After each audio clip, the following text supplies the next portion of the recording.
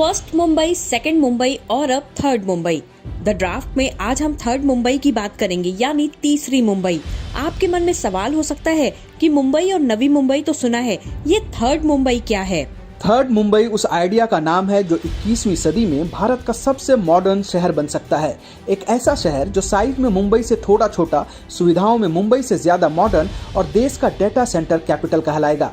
मुंबई को $300 बिलियन की इकोनॉमी बनाने में ये शहर बड़ी मदद करेगा। 17वीं शताब्दी में कभी 7 टापुओं के शहर रहे मुंबई में जगह की कमी को देखते हुए 1972 में मुंबई के पास ही नवी मुंबई बसाने की शुरुआत हुई थी। अब इसके करीब 52 वर्षों के बाद 2024 में मुंबई के पास तीसरी मुंबई बनाने की प्लानिंग हो रही है, जिसे नाम दिया गया है थर्ड मुंबई। द ड्राफ्ट में आज हम इसी थर्ड मुंबई की बात करेंगे। आपको बताएंगे कि मुंबई और नवी मुंबई के रहते हुए थर्ड मुंबई क्यों बसाई जा रही है। मुंबई के पास बसने वाले इस नए शहर का नाम थर्ड मुंबई क्यों पड़ा। थर्ड मुंबई कैसे महाराष्ट्र और भारत दोनों के लिए गेम चेंजर सिटी साबित होगी, और आपको ये भी बताएंगे कि थर्ड मुंबई बसाने में सरकारों को क्या गलती नहीं करनी चाहिए जो नवी मुंबई को बसाने में हुई है। कोई शहर ऐसे ही नहीं बसता है, इसके पीछे 100-200 वर्ष आगे की प्लानिंग होती है।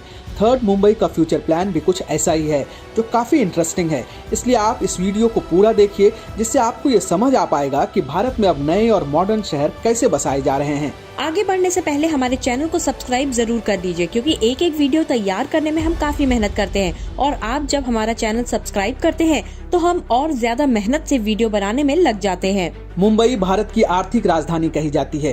देश की जीडीपी में अकेले मुंबई का योगदान 6.5% के करीब है। मुंबई की आबादी 2 करोड़ 15 लाख से ज्यादा है। ये दुनिया के सबसे ज्यादा आबादी वाले शहरों में से एक है। हर दिन मुंबई में हजारों लोग बाहर से आते हैं और यहीं बस जाते हैं। मुंबई का 2/3 बॉर्डर समंदर के साथ लगा है, जिसके कारण शहर का विस्तार अब और नहीं हो सकता है। लेकिन आबादी बढ़ती जा रही है, जिसके कारण जगह की कमी है। इस समस्या को 1970 में ही समझ लिया गया था और 1972 में एक नया शहर नवी मुंबई बसाया गया। 1970 के दशक में नवी मुंबई की आबादी 1,50,000 थी, जो 2024 में 15 लाख हो गई। उसी समय यानी 1970 के दशक में ही मुंबई की आबादी करीब 64 लाख थी, जो 2 करोड़ 84 लाख पहुंच चुकी है। यानी मुंबई से आबादी का बोझ कम करने के जिस मकसद से नवी मुंबई को बसाया गया था, उसमें उतनी सफलता नहीं मिली और मुंबई की आबादी बेतरतीब तरीके से बढ़ती गई। मुंबई का इंफ्रास्ट्रक्चर पुराना होता गया और शहर की स्पीड कम होती गई। मुंबई शहर का इंफ्रास्ट्रक्चर बचा रहे, इसके लिए एक और मुंबई बसाने की जरूरत हुई, जो नवी मुंबई से ज्यादा एडवांस शहर होगा, और उसमें उन सारी गलतियों को सुधार दिया जाएगा जो नवी मुंबई को बसाने में हुई है। नवी मुंबई में क्या गलती हुई जो थर्ड मुंबई में नहीं होगी, ये हम आपको बताएंगे। उससे पहले ये समझिए कि थर्ड मुंबई कहाँ बसाई जा रही है। महाराष्ट्र का ये नया शहर नवी मुंबई, रायगढ़ और पुणे के बीच में बसाया जा रहा है। ये 323 वर्ग किलोमीटर इलाके में फैला होगा। उल्वे, पेन, पनवेल, उरण, करजत और आसपास के 200 गांवों की जमीनों को मिलाकर नया शहर बसेगा। थर्ड मुंबई में उन 80 से 90 गांवों को शामिल किया गया है जो नवी मुंबई एयरपोर्ट के पास हैं। थर्ड मुंबई की प्लानिंग के लिए न्यू टाउन डेवलपमेंट अथॉरिटी की स्थापना की गई है। अब समझिए कि इस नए शहर का नाम थर्ड मुंबई क्यों रखा गया है, कोई दूसरा नाम क्यों नहीं। दरअसल किसी नए शहर के लिए पहचान बनाना मुश्किल काम होता है। मुंबई दुनिया के सबसे मशहूर शहरों में से एक है। छत्रपति शिवाजी महाराज के समय से ही लोग मुंबई को जानते हैं, इसलिए थर्ड मुंबई नाम रखने से इसे पहचान बनाने में मुश्किल नहीं होगी। दुनिया में कई ऐसे नए शहर हैं जो पुराने नाम से ही आगे बढ़े हैं। जैसे अमेरिका में यॉर्क शहर के बाद न्यूयॉर्क शहर बसाया गया, दिल्ली के बीचों बीच नई दिल्ली बसाई गई, नोएडा के आगे ग्रेटर नोएडा बसाया गया, अब न्यू नोएडा बसाने की प्लानिंग हो रही है। इसलिए थर्ड मुंबई नाम के जरिए इस नए शहर की पहचान तुरंत बन जाएगी, इसलिए इसका नाम थर्ड मुंबई रखा गया। कुछ लोगों के मन में एक और सवाल है कि महाराष्ट्र सरकार मुंबई के पास एक और मुंबई जैसा शहर क्यों बसा रही है। महाराष्ट्र में पुणे और नागपुर जैसे बड़े शहर हैं जो पहले से काफी विकसित है, उसे ज्यादा मॉडर्न बनाने की कोशिश क्यों नहीं की जा रही। दरअसल मुंबई पूरी दुनिया में एक इकोनॉमिक हब के रूप में मशहूर है। दुनिया भर की बड़ी कंपनियों के दफ्तर मुंबई में हैं। बड़े बड़े कंपनियों के सीईओज मुंबई आते हैं, तो किसी नए शहर को मुंबई के पास बसाने से जितना फायदा होगा, उतना किसी दूसरे शहर के पास बसाने से नहीं होगा। इसलिए सरकार ने पुणे और नागपुर के पास नहीं बल्कि मुंबई के पास नया शहर बसाने की योजना बनाई है। अब सवाल है कि थर्ड मुंबई का आइडिया किसका है। दरअसल थर्ड मुंबई की जरूरत काफी लंबे समय से हो रही थी और ये जरूरत इसलिए ज्यादा तेजी से हुई क्योंकि नवी मुंबई उतनी कामयाब नहीं हुई जितनी उम्मीद थी। इसके पूरी तरह से कामयाब नहीं होने के पीछे का सबसे बड़ा कारण था कनेक्टिविटी की कमी। इसे ऐसे समझिए कि जो शहर 1972 में बसना शुरू हुआ, उसे लोकल ट्रेन से कनेक्ट होने में 20 वर्ष लग गए। यानी 1992 में नवी मुंबई में लोकल ट्रेन चली। इतना ही नहीं, जिस नवी मुंबई को मुंबई का ऑल्टरनेटिव बनना था, वहाँ सिटी बस शुरू होने में 24 साल लग गए। 1996 में पहली सिटी बस सर्विस शुरू हुई।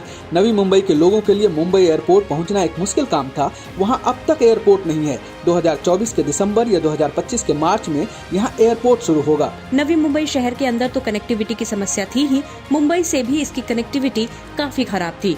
दोनों शहरों की दूरी तय करने में करीब 2 घंटे लग जाते थे, जिसके कारण मुंबई के लोग नवी मुंबई की ओर शिफ्ट नहीं हो पाए। इकोनॉमिक हब मुंबई में ही रहा है और नवी मुंबई की आबादी को कम करने में विफल रहा। वैसे पहली बार नवी मुंबई शहर का आइडिया देने वाले आर्किटेक्ट चार्ल्स कोरिया ने कहा था कि मंत्रालय और बड़े सरकारी दफ्तरों को मुंबई से नवी मुंबई शिफ्ट करके मुंबई में भीड़ कम की जा सकती है। लेकिन बसे बसाए शहर को छोड़कर कौन जाता है? सरकार ने उनकी सलाह पर ध्यान नहीं दिया और साउथ मुंबई को बिजनेस हब की तरह प्रमोट करना जारी रखा, जिसके कारण नवी मुंबई मुंबई का ही एक छोटा इलाका बनकर रह गया। वैसा शहर नहीं बना जैसी प्लानिंग थी और सोच थी। अब सवाल है कि क्या थर्ड मुंबई में भी सरकार यही गलती करने वाली है? पहली बार 2013 में नए शहर को बसाने का आइडिया आया था, तभी से इस पर काम चल रहा था। लेकिन सरकार नवी मुंबई वाली गलती नहीं दोहराना चाहती थी। शायद इसीलिए पहले अच्छी कनेक्टिविटी वाली जगह का चयन किया गया और फिर दिसंबर 2023 में थर्ड मुंबई के प्लान को अप्रूव किया गया। अब सरकार थर्ड मुंबई के लिए बड़े प्लान पर काम कर रही है।